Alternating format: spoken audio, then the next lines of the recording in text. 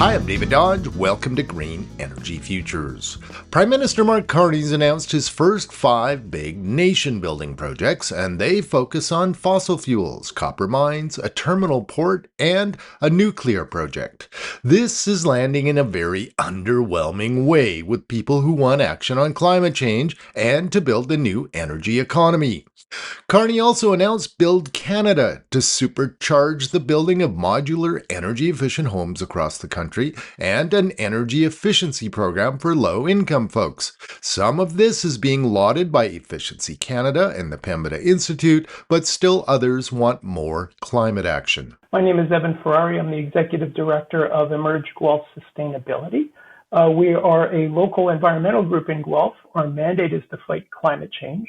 We help people reduce their impact on climate change personally, but what we also do is work on policy change, primarily municipally, but we also, where we can add value to provincial and federal policy, we always work in that. We also help in that area as well. Ferrari, like Monica Curtis of the Pembina Institute from our previous story, wants to see a Marshall Plan-scale nation-building project that builds the new energy economy, creates jobs, and fights climate change.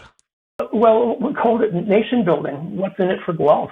And the thesis behind it is that what appears to be happening is that the nation building exercises are primarily really large mega projects, and a lot of them are fossil fuel, associated with fossil fuels directly or indirectly, with little consideration for climate change. Ferrari wrote a blog entitled "What's in it for Guelph?" to make his point.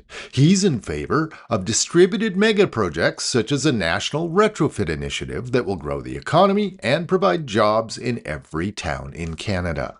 That work has to be in every single riding. It can't happen with a pipeline that only goes through a tiny portion of the country and brings fossil fuel for a relatively short period of time until it becomes a stranded asset.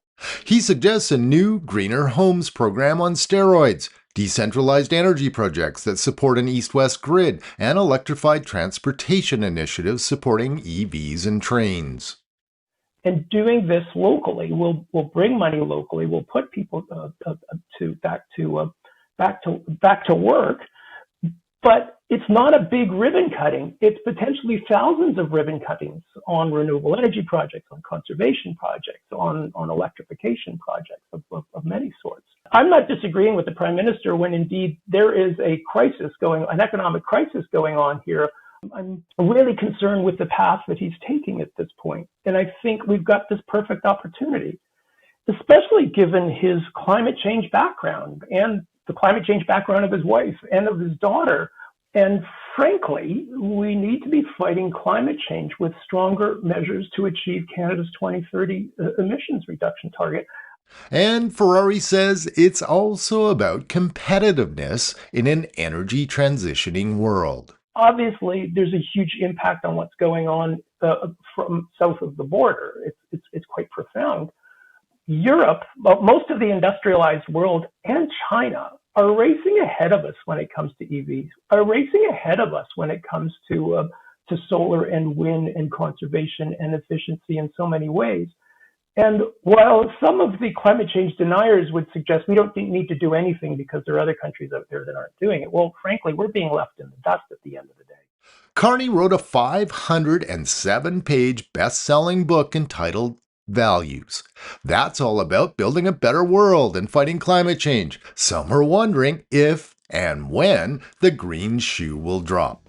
Learn more at GreenEnergyFutures.ca. For Green Energy Futures, I'm David Dodge.